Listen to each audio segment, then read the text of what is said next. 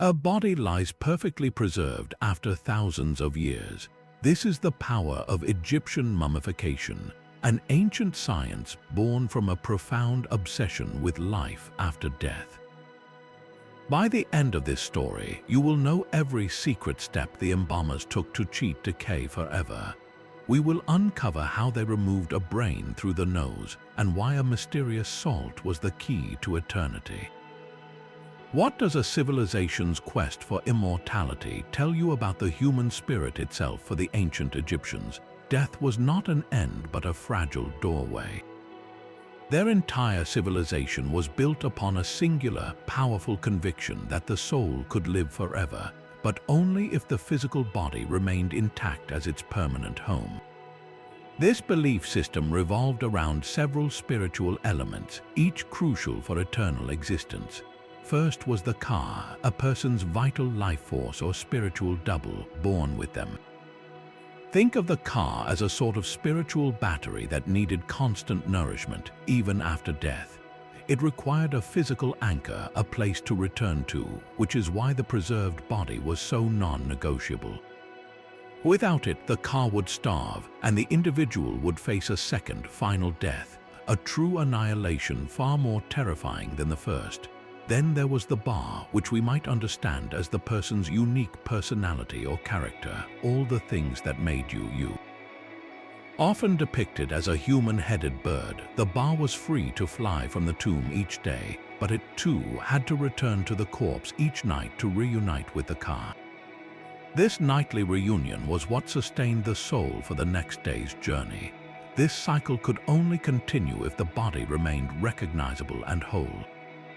A decayed, decomposed body was a destroyed home, leaving the ba with nowhere to land. This is why the mummy's face was often covered by an idealized portrait mask, to ensure the ba could always find its way back to the correct vessel, no matter how much time had passed. The ultimate destination for this reunited soul was a paradise known as the Field of Reeds, a mirror of Egypt itself but perfected without sorrow or toil. Yet reaching this eternal paradise demanded a perilous journey through the underworld, a gauntlet of supernatural dangers and final judgment.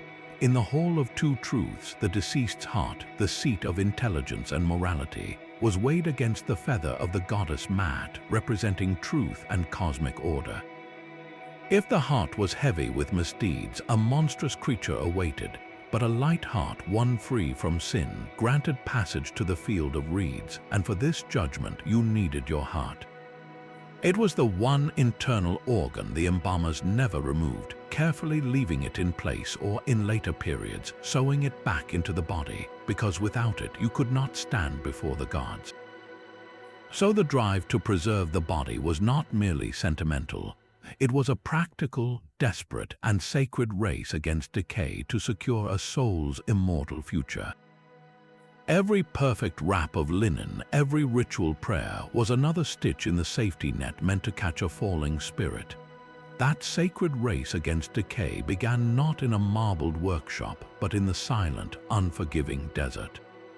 Long before the first priest ever chanted a prayer over a body, Egypt itself was performing the first mummifications entirely by accident. The earliest Egyptians were buried in shallow pits dug directly into the scorching sand. This was not a ritual act of preservation, but one of simple practicality. Yet the environment itself became the first and most effective embalmer. The hot, dry sand acted like a powerful sponge, wicking all the moisture from the body with astonishing speed. The result was a natural mummy, its skin and features shriveled but eerily intact, locked in a grimace for millennia. These were not the pristine linen-wrapped figures we picture, but leathery, contorted testaments to the desert's power. For these early people, it was likely a shocking discovery to unearth an ancestor whose face they could still recognize years later. This accidental preservation planted a crucial seed in the Egyptian mind, a tangible, physical proof that the body could, in fact, defy time.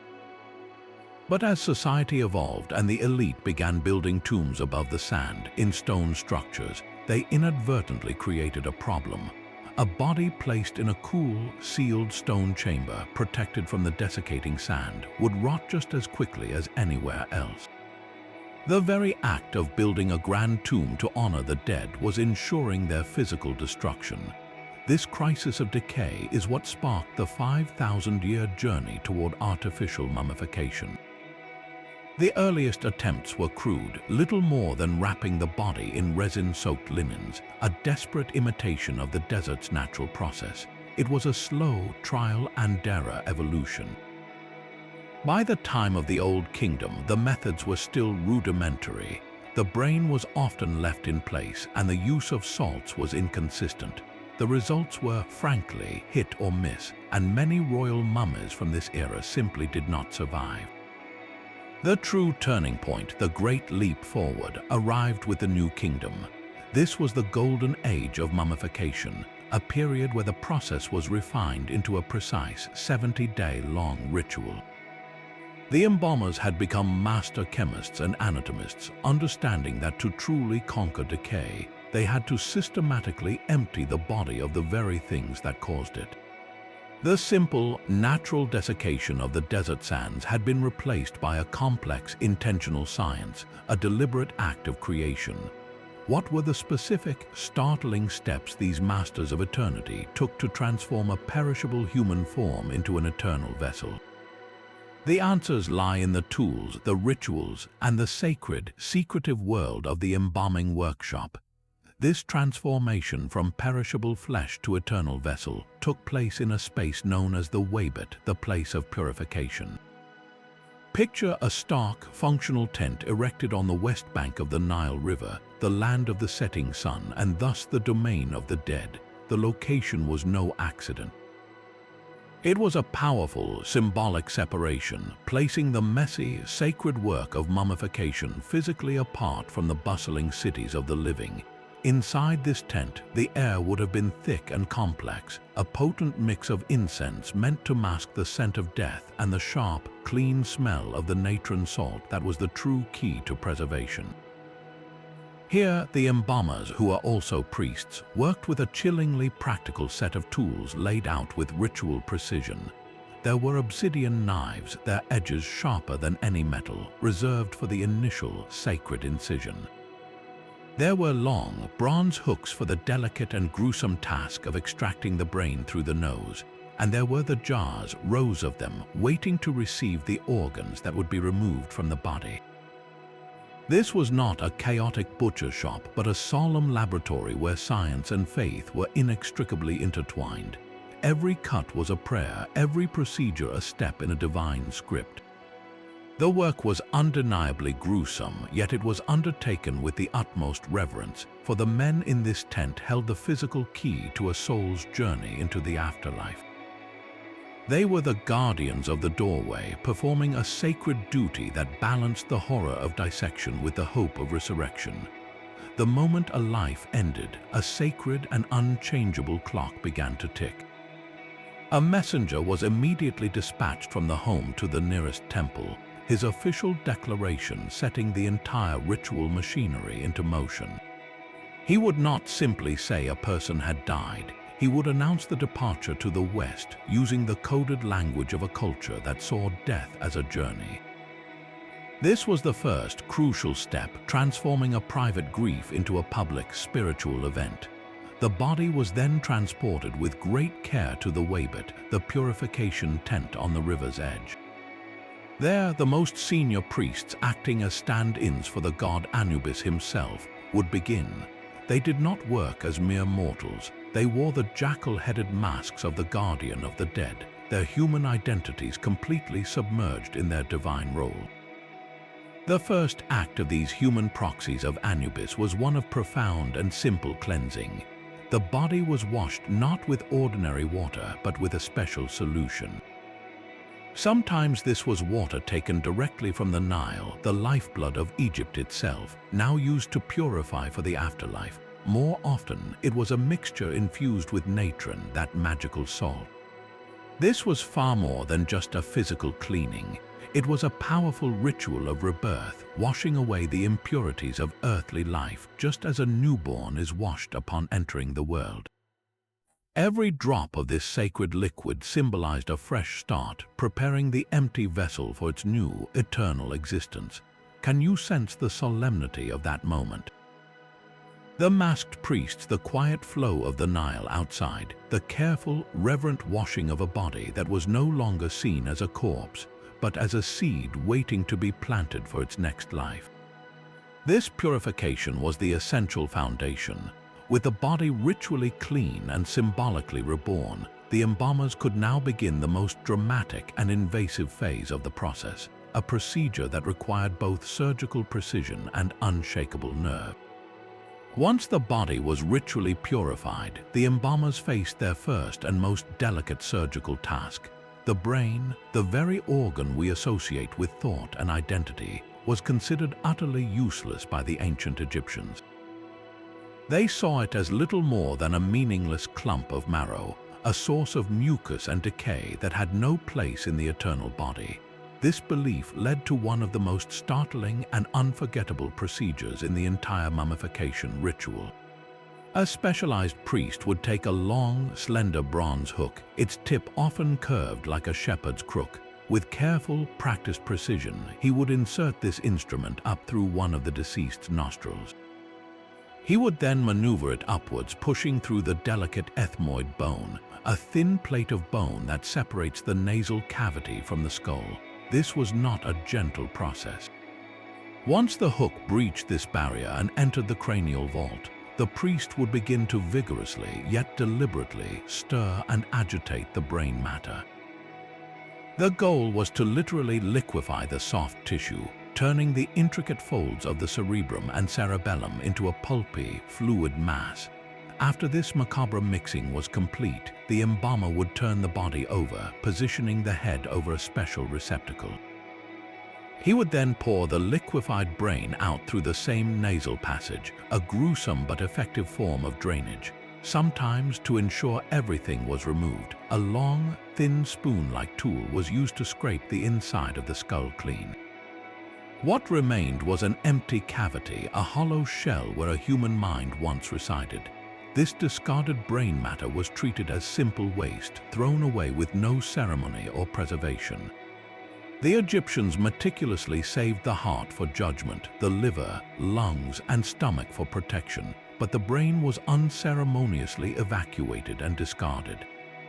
It is a profound and unsettling contrast to our modern understanding, a reminder that the path to eternity was paved with beliefs that feel alien to us today. With a cranial cavity now empty, the embalmers had successfully completed their first major assault on the causes of internal decay. But the body still held its most potent sources of putrefaction deep within the torso, and removing those required an even more significant and symbolic act. With the brain removed and the skull hollow, the embalmers turned their attention to the torso, the true epicenter of decay. Here, they performed the most significant and ritually charged act of the entire process. Using a sacred blade made of obsidian, a priest would make a single, precise incision on the left side of the abdomen. This was not a random cut.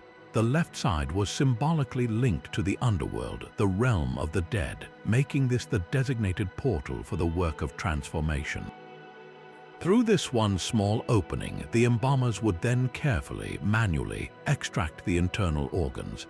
They used their hands and specialized tools to reach inside the body cavity and pull out the lungs, the stomach, the liver, and the intestines. These four organs were the primary sources of moisture and bacteria, the very agents that would cause a body to putrefy with shocking speed. Removing them was the single most important physical step in halting decomposition. But this was far more than just a medical procedure. Each of these organs was believed to be under the protection of a specific deity, a divine guardian. The lungs belonged to Hapi, the liver to Imseti, the stomach to Duamutef, and the intestines to Kebesenuf. Because of this sacred connection, the organs could not simply be discarded like the brain. They were meticulously cleaned, dried with natron salt, and individually wrapped in linen. They were then placed into 4 special containers known as canopic jars.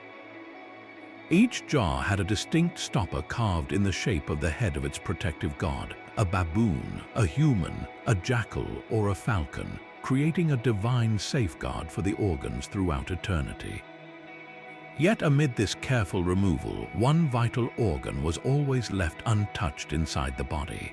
The heart remained securely in its place within the chest. In the Egyptian worldview, the heart was not just a pump for blood. It was the very core of a person's being, the seat of their intelligence, their memory, their conscience, and their soul. It was the essence of who you were. To remove it would be to obliterate the person completely, rendering them unable to function in the afterlife. Most crucially, the heart was the sole witness in the final divine judgment. In the Hall of Two Truths, it would be placed on a scale and weighed against the feather of Maat, the goddess of truth and order. Every good and bad deed from a lifetime was recorded within the heart. If it was heavy with sin, it would tip the scale and a monstrous creature would devour the soul. But if it was light, balanced perfectly against the feather of truth, the soul would be granted eternal life. Without your heart, you could not even stand before the gods for this ultimate test. So the embalmers treated it with the utmost reverence, often leaving it in place or, in later periods, even sewing it back into the body if it had been accidentally disturbed. The body was now empty of its perishable parts, a hollowed shell ready for its final, most transformative treatment. These 4 organs, carefully removed from the body, were not simply stored away. They were entrusted to divine guardians, the 4 sons of the sky god Horus. Each deity was assigned a specific organ and a unique canopic jar to serve as its eternal protective vessel. Seti, with his human head, was the guardian of the liver. He offered a sense of humanity and protection over this vital organ of regeneration. Hapi, depicted with the head of a baboon, watched over the lungs. His connection to the air and breath made him the perfect custodian for the organs of respiration. Then came Duamutef, the jackal-headed god who was responsible for the stomach. As a creature linked to the desert and the dead, his role was to safeguard this central organ of consumption. Finally, Kebe-Senuf, with the head of a falcon, protected the intestines. His sharp-eyed, swift nature was ideal for watching over the complex coils of the gut. Think of these 4 brothers not as simple storage clerks, but as a divine security detail, a celestial quartet assigned to protect the most vulnerable parts of the deceased's physical form. The jars themselves were miniature works of art, often carved from alabaster or limestone, with stoppers meticulously sculpted into the heads of these gods. The wrapped organ bundle would be placed inside, and the jar was sealed, creating a sacred microcosm, a fortress for a single part of the whole. This was not just about preservation, it was about maintaining the complete self. The body was the home for the ka, and the canopic jars were the sacred reliquaries that held the essential components the soul might need in the afterlife.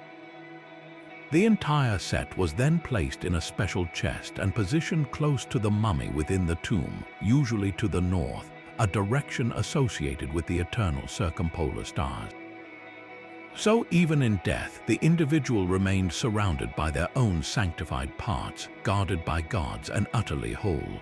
With the body emptied and its organs divinely protected, the mummy was ready for its most critical transformation, a long, slow bath in a substance more precious than gold.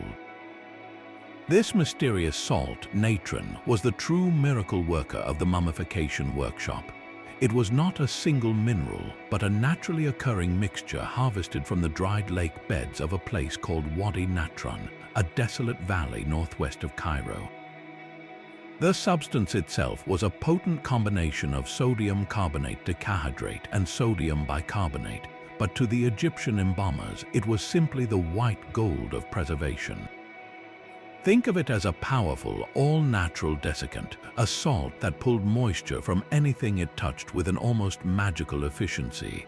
The body, now emptied of its organs, would be completely covered in these white crystals packed inside and out. It was not a quick process. The mummy would lie in this natron bed for 40 days, nearly the entire 70-day ritual.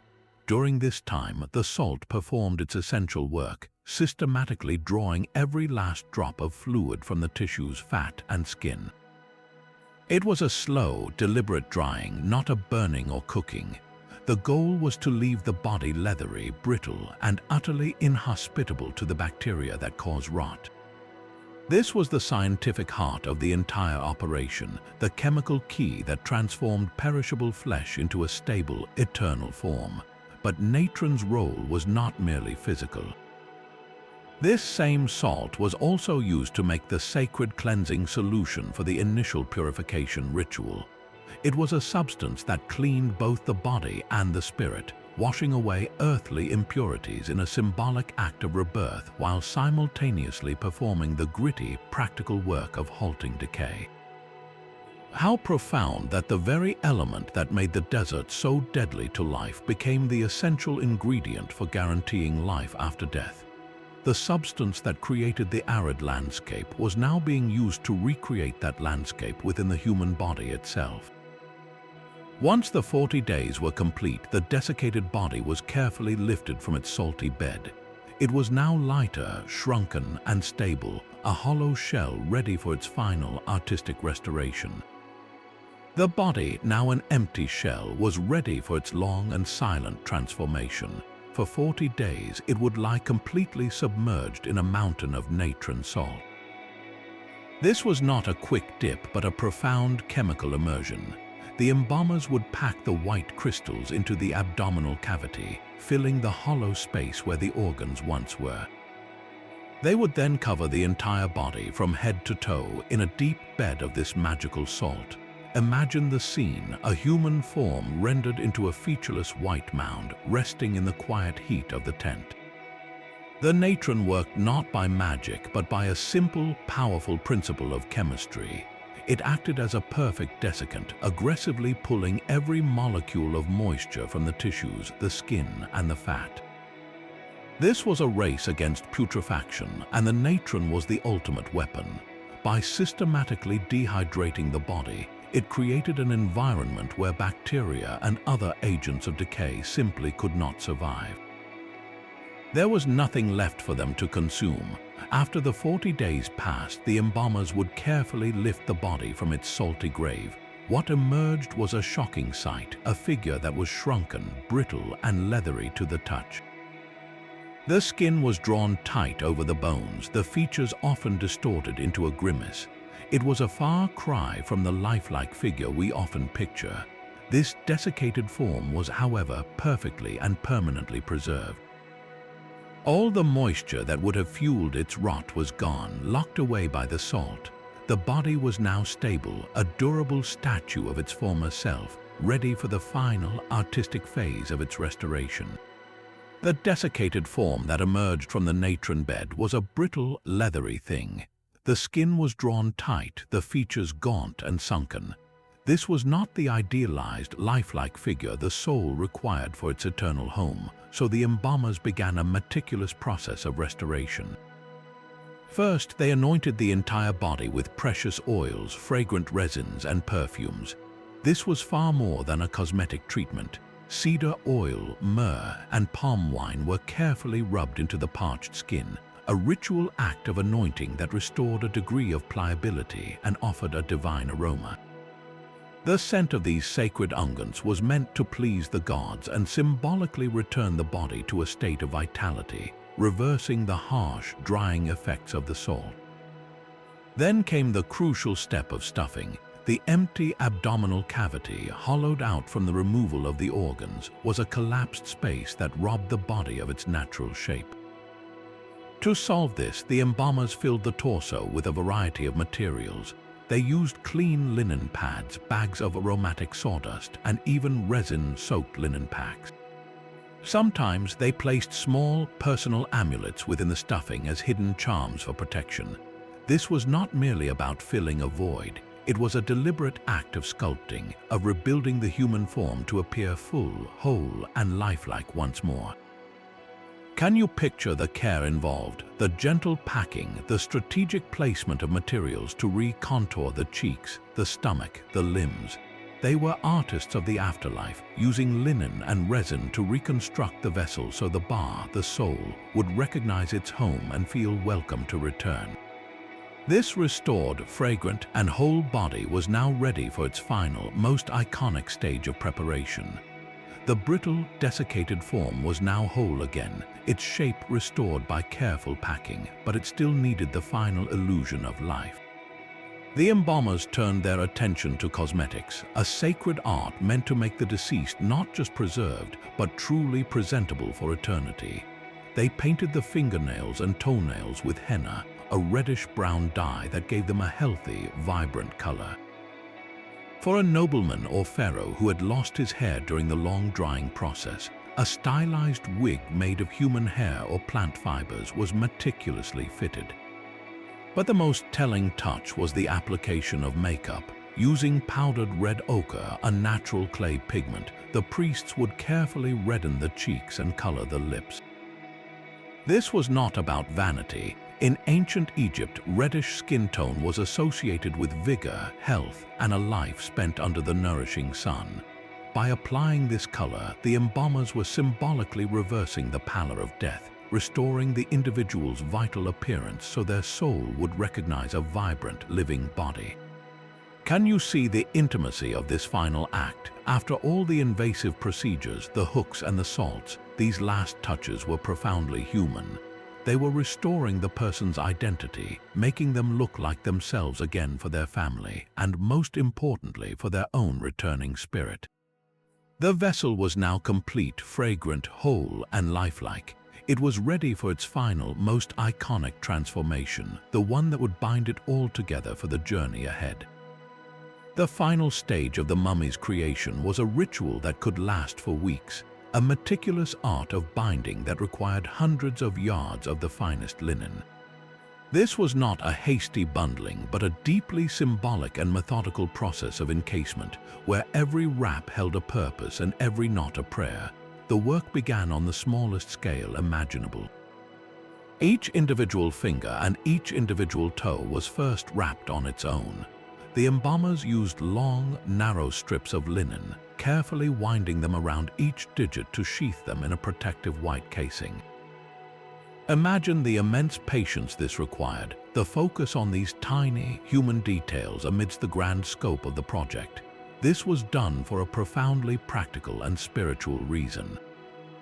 By protecting the extremities first, they ensured that the delicate bones of the fingers and toes would not be lost or broken during the more vigorous wrapping of the larger limbs. But on a deeper level, it was about preserving the integrity of the entire physical form. The hands that once worked, held loved ones, or ruled a kingdom, and the feet that walked through life were being sanctified piece by piece, their unique identity secured for eternity. Only after every single digit was perfectly cocooned would the embalmers move onto the hands and feet as whole units, then slowly up the arms and legs, building layer upon sacred layer. This painstaking attention to detail transformed the body from a restored object into a sacred artifact, each wrap a stitch in the fabric of immortality.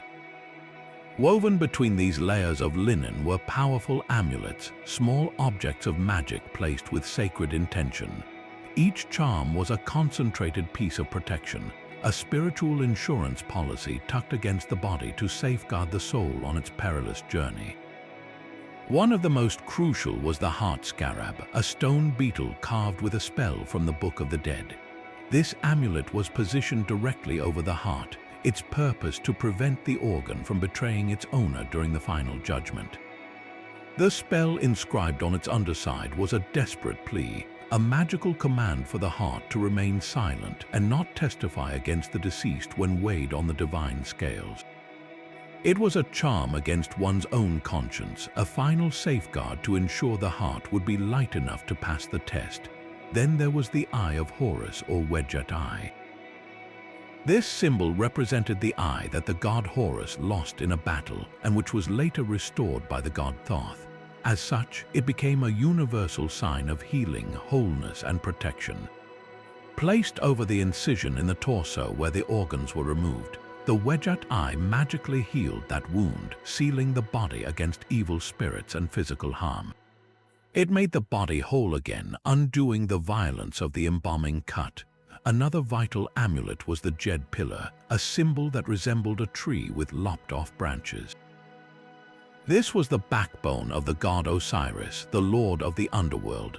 It represented stability, endurance, and resurrection. Embalmers would often place a Jed pillar amulet against the spine of the mummy, a magical reinforcement to ensure the deceased could literally stand up again in the afterlife, strong and supported for eternity. Can you feel the layers of meaning building up? The linen was not just cloth, it was a sacred matrix holding a constellation of magical defenses.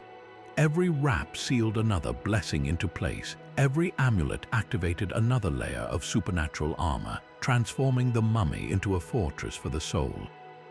This final layer of protection was a sticky, aromatic bath of liquid resin. After the mummy was fully wrapped and studded with amulets, the entire bundle was drenched in this dark, tree sap-derived substance.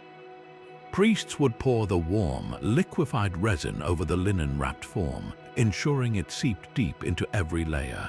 The smell inside the tent would have been overwhelming, a mix of pine and cedar, sharp and sacred. This was not just a symbolic anointing, it was a masterstroke of practical chemistry. The resin acted as a powerful, all-natural glue, fusing the linen layers into a single, solid shell that was both airtight and waterproof. It created a physical barrier that was utterly impenetrable to insects, bacteria, and the humid air of the tomb, locking the desiccated body in a state of perfect preservation. Over centuries, this resin would undergo a chemical transformation, slowly hardening and often carbonizing, which is why many mummies discovered today have that characteristic blackened, shell-like appearance. It was the ultimate seal, a final, unbreachable defense meant to last for all eternity. The body was now a perfected vessel, ritually pure, chemically stable, and magically protected, ready to begin its most dangerous journey. The final linen shroud was a masterpiece of symbolic closure. This was not another layer of bandages, but a single, vast sheet of the whitest cloth, large enough to envelop the entire, resin-soaked bundle from head to toe. As the priests draped this pristine covering over the mummy, they were performing a final act of concealment and sanctification. The messy, complex, and human work of preservation was now complete, hidden from view beneath a uniform white surface.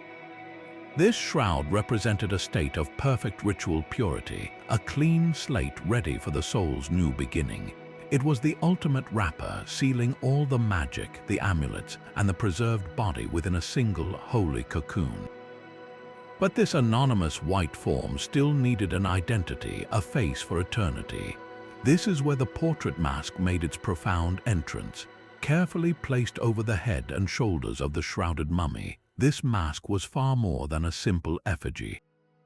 For a commoner, it might be a painted cartonnage mask, a stiff material made from linen and plaster, decorated with a serene, generic face, but for a pharaoh, it was a transcendent object. Think of Tutankhamun's solid gold mask, a breathtaking masterpiece of hammered metal and inlaid gemstones. Its eyes, crafted from obsidian and quartz, seemed to gaze through time with an otherworldly calm. This was not a realistic portrait of the boy king in life, but an idealized, godlike representation. The mask showed the pharaoh as he wished to be for all eternity, youthful, powerful, and serene, forever fixed in the prime of his divine existence. This perfect face served the most critical function of all. It gave the Ba, the soul, an unmistakable and permanent landmark. After its nightly journeys, the soul bird needed to find its way back to the correct body among thousands in the tomb. The desiccated, wrapped form beneath the shroud was unrecognizable, but this glorious, golden face was a beacon. It called the spirit home, ensuring the cycle of nightly reunion could continue forever. The mummy was now complete, a perfected, protected, and identifiable vessel, ready to be sealed within its coffin and begin the most dangerous journey of all. This perfected vessel was still dangerously exposed. To shield it for eternity, the Egyptians built a fortress of nested containers, each one a layer of physical and magical defense. The first of these was the inner coffin, a masterpiece of carpentry and art. It was almost always anthropoid, meaning it was carved into a human shape, perfectly contoured to cradle the mummy's form. This was not a simple box. Its lid was a sculpted likeness of the deceased, complete with a serene, idealized face, a formal wig, and crossed arms often clutching the crook and flail, symbols of royal authority. The entire surface, inside and out, was a tapestry of sacred text and imagery. Hieroglyphic spells from the Book of the Dead covered every inch, forming a continuous prayer that surrounded the body. Vultures with outstretched wings stretched across the chest, goddesses spread their protective arms along the sides, and the god of the underworld, Osiris, was frequently depicted on the interior, directly facing the mummy. This inner coffin was the mummy's most intimate sanctuary, a custom-fitted suit of armor inscribed with the very words needed to navigate the perils ahead.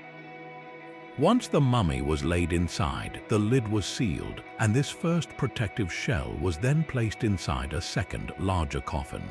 This middle coffin was often rectangular, a stark, geometric shape that contrasted with the human form within.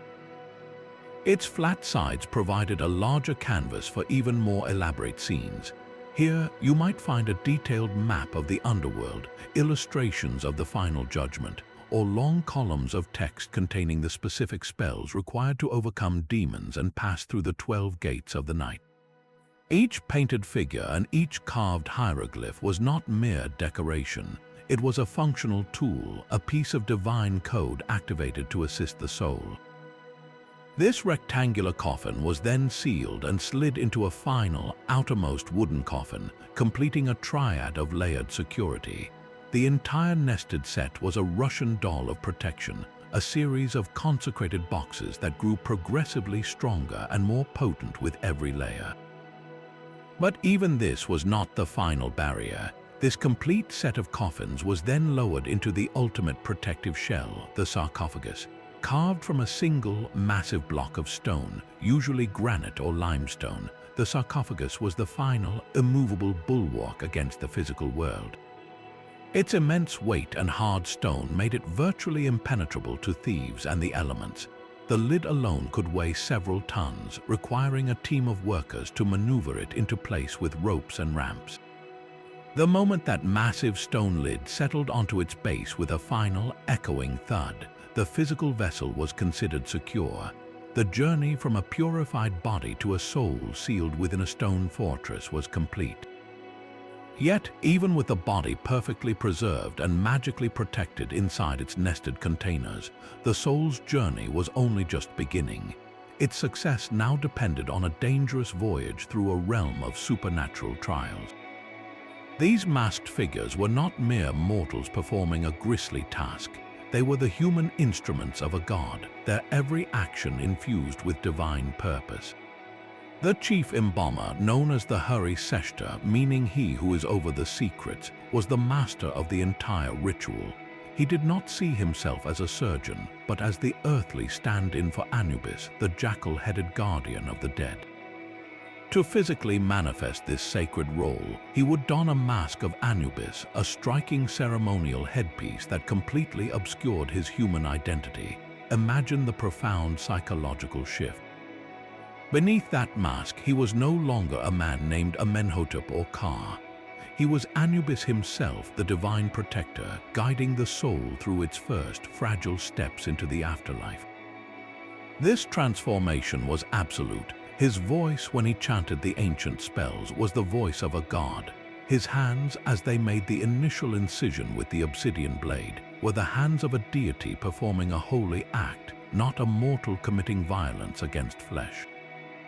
This was the ultimate spiritual safeguard, ensuring that the necessary violation of the body was not a desecration, but a divine surgery. The other priests in the tent also had highly specialized roles. One might be solely responsible for the intricate work of organ removal, another for the precise packing of the body cavity, and yet another for the sacred duty of inscribing protective spells on the linen wrappings. Each was a master of his own sacred craft, a single cog in a perfectly calibrated ritual machine.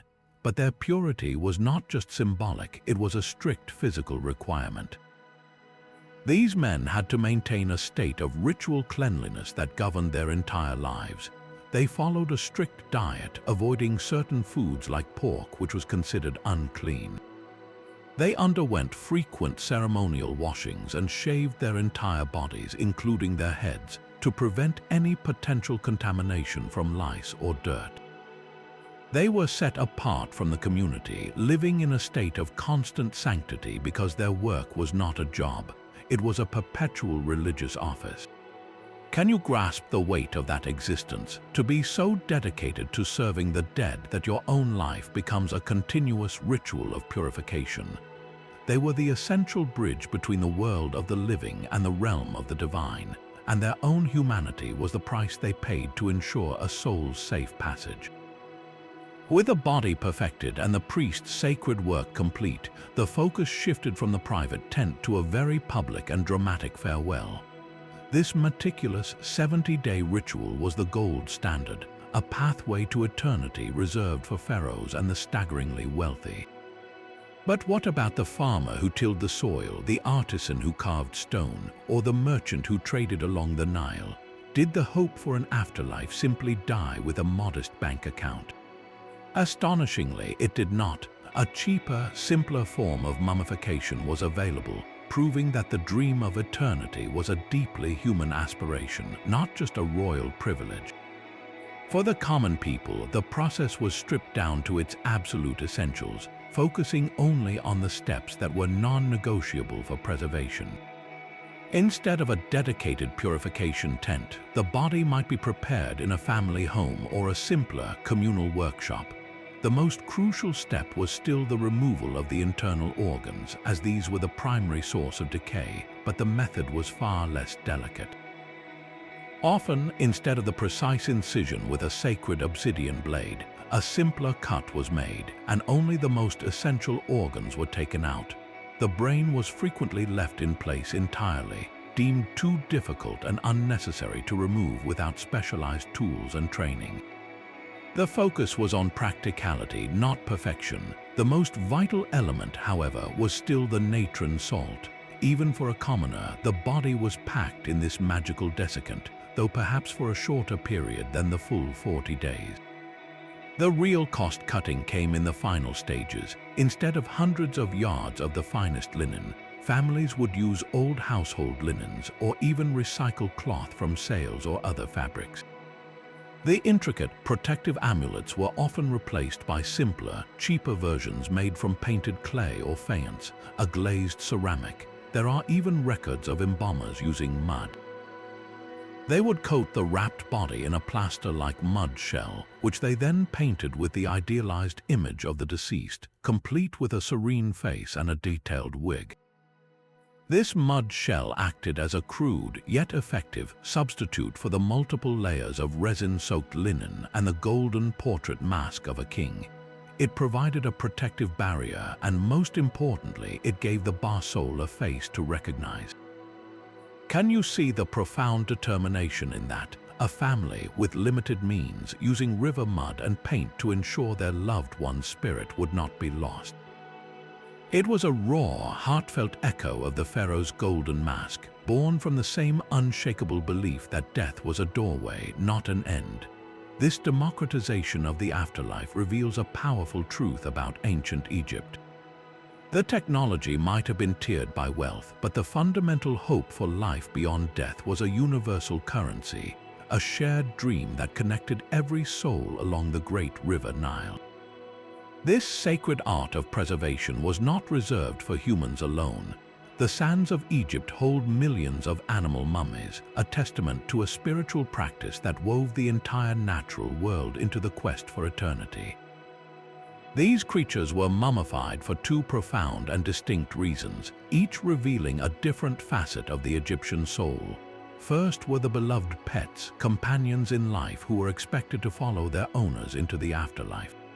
Archaeologists have discovered dogs and cats buried with touching care next to their human families, their tiny bodies carefully wrapped and sometimes even fitted with miniature coffins. These animals were not mere possessions, they were family members, their eternal presence a comfort for the journey ahead. But the scale of animal mummification extends far beyond the family tomb.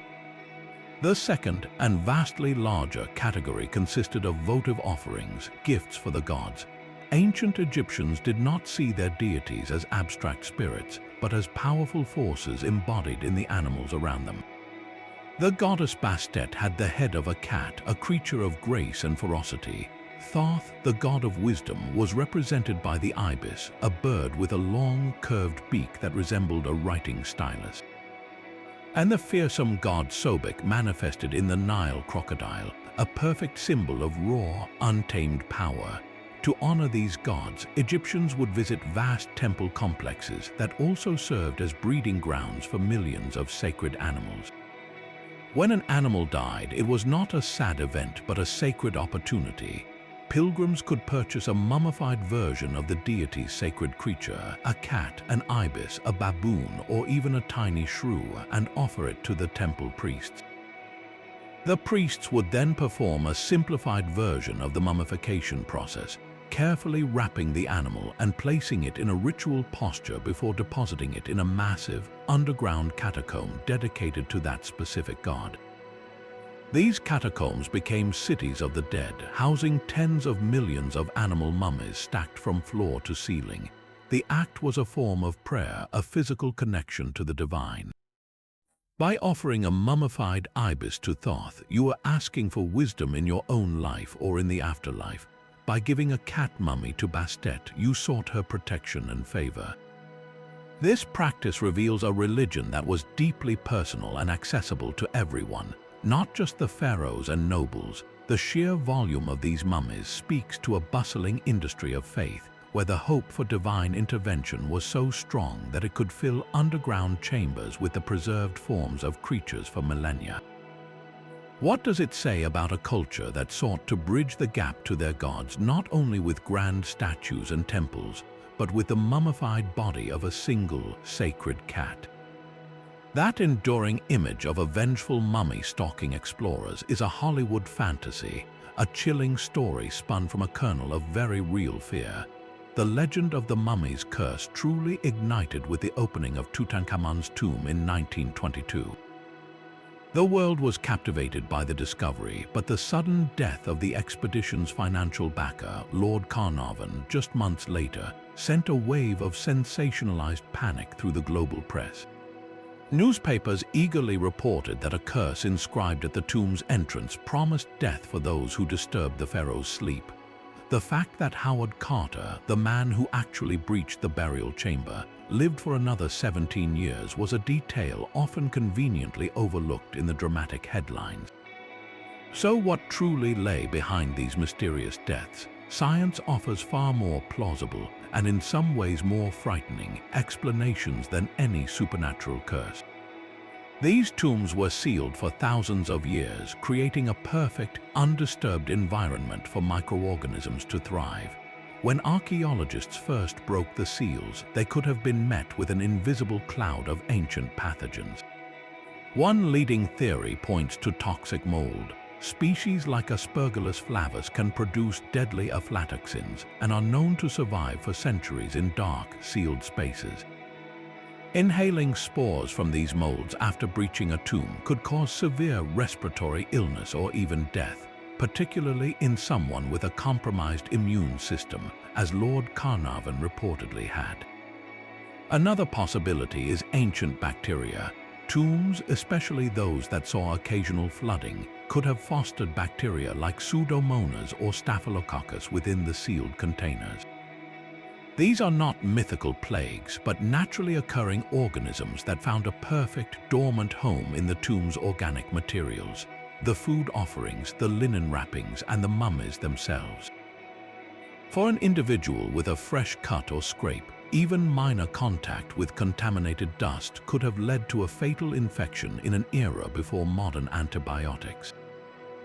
The so-called curse was not a magical spell cast by angry priests, but a simple, brutal matter of biology.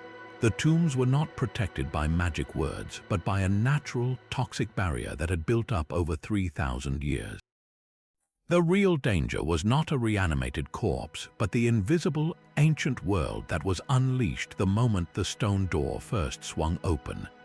The silent secrets held within linen and resin are now being heard without a single thread being cut.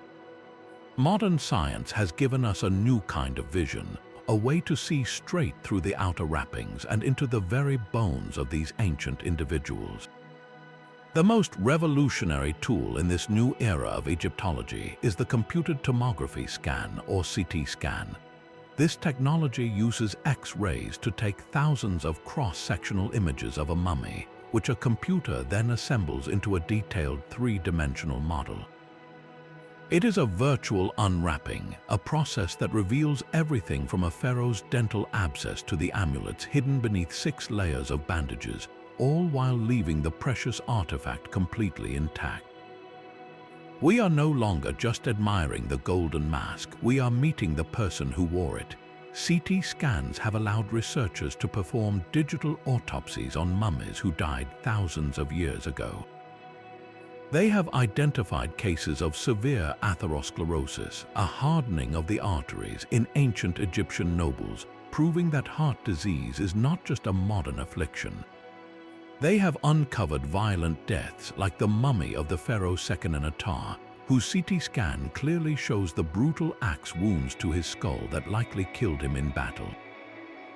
This technology can even determine age at death, signs of chronic illness, and aspects of diet, building a startlingly intimate biography from a digital ghost.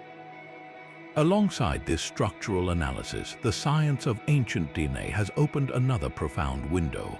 By extracting minuscule genetic samples from bone or teeth, scientists can now trace family lineages that were once the stuff of legend. They have confirmed the parental relationships between pharaohs, identified the remains of Queen Hatshepsut, and uncovered evidence of tuberculosis and malaria in ancient populations. Think of the power in that. We are not just reading about a dynasty on a temple wall. We are looking at the genetic proof that connects one ruler to the next, a biological thread stretching across centuries. This non-invasive approach has completely transformed the ethics of Egyptology. The days of publicly unwrapping mummies as a spectacle are rightly over.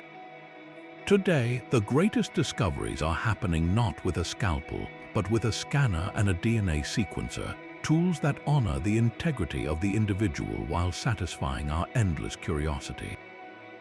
We are learning their stories without disturbing their eternal rest, listening to the whispers of the past with technology the embalmers could never have dreamed of. These preserved bodies are not silent statues, but individuals with dramatic stories etched into their very bones. Take the mummy of Ramesses II, known as Ramesses the Great. In life, he was Egypt's most powerful pharaoh, a king who ruled for 67 years, fathered over 100 children, and signed the world's first recorded peace treaty. His mummy, discovered in a royal cache in 1881, reveals a tall, proud man with a strong, aquiline nose and red hair, a sign of great age in antiquity. Yet this powerful ruler was not immune to the frailties of age. Modern X-rays show severe dental abscesses and advanced arthritis, conditions that would have caused him considerable pain in his final years. His body also bears the marks of a post-mortem journey, rewrapped and moved by later priests to protect him from ancient tomb robbers. He is a testament to both immense power and universal human vulnerability. Then there is the mysterious case of the so-called screaming mummy. This mummy presents a horrifying visage, its mouth frozen wide open in an eternal silent scream, its contorted features suggesting a death of unbearable agony. For over a century, this image fueled speculation of a tragic end, perhaps live burial or poisoning. The truth, uncovered by modern CT scans, is both more mundane and profoundly sad. The body's mouth is open simply because the jaw was never tied shut during mummification, a common practice that was overlooked. More tellingly, the scans revealed the individual was likely obese and may have died suddenly from a massive heart attack. The scream is an accident of preservation, but the body tells a story of a privileged but unhealthy life cut short without warning. He serves as a stark reminder that our interpretations are often projections, and the real stories are written in the language of bone and tissue. Perhaps the most compelling detective story belongs to a missing queen. For centuries, the powerful female pharaoh Hatshepsut was simply erased from history, her statues defaced and her name chiseled from monuments by a successor seeking to eliminate her legacy. Her very existence became a historical rumor. Then, in 2007, Egyptologists used a single tooth to solve the mystery.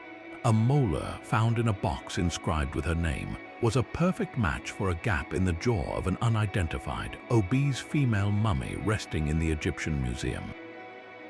This dental fingerprint confirmed the mummy as the lost queen. Further analysis showed she was in her 50s, overweight, and likely suffered from diabetes and bone cancer.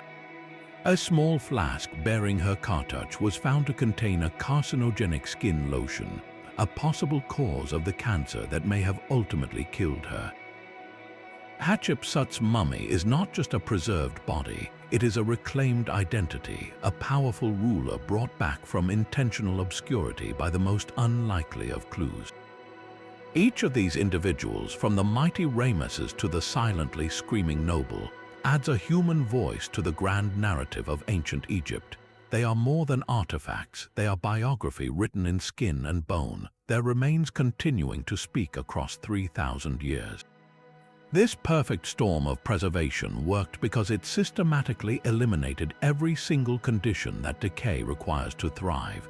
The process began with a brutal kind of efficiency, the swift removal of the lungs, stomach, liver, and intestines. These organs are the body's primary reservoirs of moisture and bacteria, and by extracting them through that single sacred incision, the embalmers were draining the very fuel of decomposition at its source. It was a preemptive strike against rot, emptying the body of its most volatile contents before they could even begin their destructive work. But moisture still remained trapped within the tissues themselves, and this is where their true genius unfolded. The 40-day immersion in natron salt was the masterstroke. This natural salt did not merely sit around the body, it actively and aggressively pulled every last drop of water from the cells through a process called osmosis. Think of a sponge left in a bag of sugar, how the sugar draws out all the moisture until the sponge is bone dry and brittle. The natron performed this same function with relentless power, creating an environment so arid that bacteria simply could not survive. There was nothing left for them to eat or drink. Then came the final sealant, the aromatic resins poured over the linen-wrapped body. This was not just a symbolic anointing, it was a powerful antibacterial and waterproofing agent. The sticky sap, often from pine or cedar trees, hardened into a solid shell, locking the desiccated body in an airtight cocoon. It was a physical barrier against insects, mold, and the humid air that might seep into the tomb, a final, impenetrable shield. And all of this intricate human effort was amplified 1,000-fold by the environment itself. The relentless heat and extreme dryness of the Egyptian climate acted as a constant, natural partner in this process. Even within a tomb, the ambient aridity of the desert air worked to maintain the state of perfect dehydration that the embalmers had so carefully engineered. It was a perfect partnership between human ritual and the natural world, a synergy of science and environment so effective that these vessels of eternity could withstand the passage of millennia.